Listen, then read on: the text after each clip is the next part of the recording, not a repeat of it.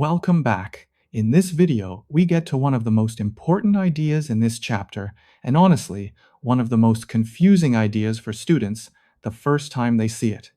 Why should net exports equal net capital outflow? At first, these two things look completely different.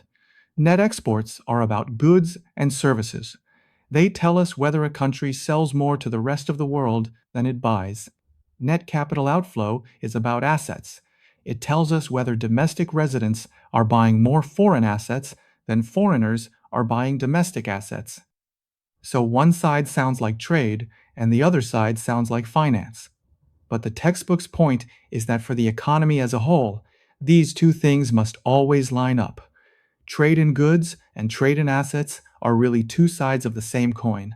If a country sells more goods abroad than it buys, it receives something in return. In the end, that difference shows up as the purchase of foreign assets. And if a country buys more goods from abroad than it sells, it has to finance that difference somehow. In the end, that means selling assets to foreigners. So the whole video today is about understanding that connection clearly and intuitively. Now, let's use the textbook's software example. Suppose a US programmer sells software to a Japanese consumer for 10,000 yen. That transaction is clearly a US export. A good or service produced in the United States has been sold abroad. So US net exports rise. Now the next question is, what happens to the 10,000 yen?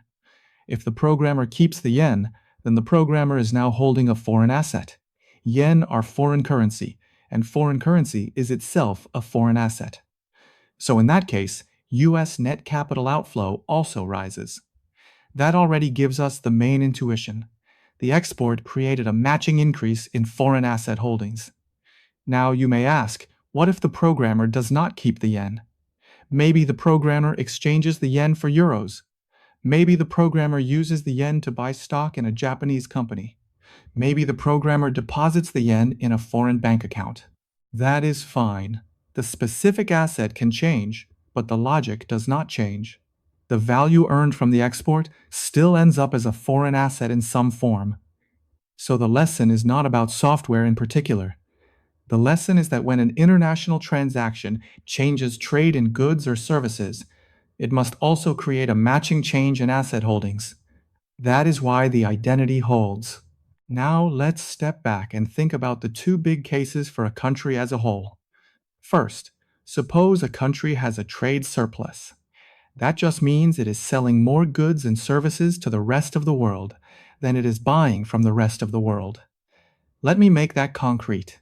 Imagine a country that exports a lot of software, electronics, or manufactured products, and does not import as much in return. So by the end of the year, more money has come in from exports than has gone out for imports. Now here is the natural question, what happens to that extra amount? It has to go somewhere.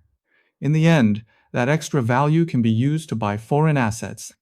People in that country might buy foreign stocks, foreign bonds, foreign businesses, or simply hold foreign currency. So when a country runs a trade surplus, it is also on net, building up foreign assets. That is why net exports are positive and net capital outflow is positive. Suppose a country has a trade deficit. That means it is buying more goods and services from abroad than it is selling abroad. Again, think of a simple example. Imagine a country that imports a lot of oil, machinery, cars, or consumer goods, but exports less in return. Now more money is going out for imports than coming in from exports. So how does the country pay for that difference? It has to rely on foreign financing. In practice, that means foreigners end up acquiring domestic assets. They might buy government bonds, buy shares in local companies, buy real estate, or invest directly in businesses. So when a country runs a trade deficit, foreigners are on net building up claims on that country's assets. That means net capital outflow is negative. So the basic idea is very simple. If a country sells more than it buys, it ends up building up foreign assets. If a country buys more than it sells, it ends up relying on foreign financing. Now, let's connect this identity to saving and investment. This is where the chapter becomes especially useful, because now we can link international trade to the macroeconomics you already know. In a closed economy, saving equals investment. All savings stays inside the country and finances domestic investment. But in an open economy, saving has two possible uses. One use is still domestic investment. Firms can borrow funds to build factories, buy machines, or expand production. But saving can also be used to buy foreign assets. That is the key new point in an open economy. So, in an open economy, saving does not just finance domestic investment, it also finances net capital outflow. That is why the textbook moves to the identity. Saving equals domestic investment plus net capital outflow. This identity is really powerful because it tells us that once an economy opens up to the rest of the world, domestic saving can flow in two directions. It can stay at home and finance investment here, or it can go abroad and finance the purchase of foreign assets. That is the difference between a closed economy and an open one. Now, let's connect this to saving and investment, because this is where the chapter really starts to come together. Start with the case where saving is greater than investment. What does that mean? It means the country is saving more than domestic firms want to borrow for investment at home. Here is a simple way to picture it. Suppose households and businesses are saving a lot, but firms are not investing that much right now. Maybe business conditions are weak, or maybe there just aren't many attractive projects at home at the moment. So after domestic investment is financed, there is still some saving left over. What happens to that extra saving? It can go abroad. Banks, pension funds, or investors can use those funds to buy foreign bonds, foreign stocks, or foreign businesses. So when saving is greater than investment, the extra funds can flow out of the country into foreign assets. That means net capital outflow is positive. Now, take the opposite case, where saving is less than investment. This means the country wants to invest more than it is currently saving.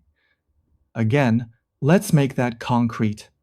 Suppose firms want to build factories, buy equipment, improve infrastructure, or expand production, but domestic saving is not enough to pay for all of that. Then where does the extra money come from? It has to come from abroad. Foreigners may lend money, buy domestic bonds, buy shares in local companies, or invest directly in local projects. So, yes, borrowing from abroad can happen here, and external debt can be one possible result. But that is not the whole story. Foreign financing can also come through stock purchases or direct investment. So, the safest way to say it is this: when saving is less than investment, the country needs foreign funds to finance the gap. So keep the rule in mind. If saving is greater than investment, the extra funds can go abroad. If saving is less than investment, funds have to come in from abroad. So here is the main takeaway from today. Every international transaction has two sides, a good side and an asset side. That is why net exports always equal net capital outflow for the economy as a whole. If a country runs a trade surplus, it must be acquiring foreign assets. If a country runs a trade deficit, it must be selling assets to foreigners. And once we connect this to saving and investment, we get another key identity. Saving equals domestic investment plus net capital outflow. So the big lesson is that trade and capital flows are not separate topics. They are deeply connected. Once students really understand this point, the rest of open economy macroeconomics becomes much easier.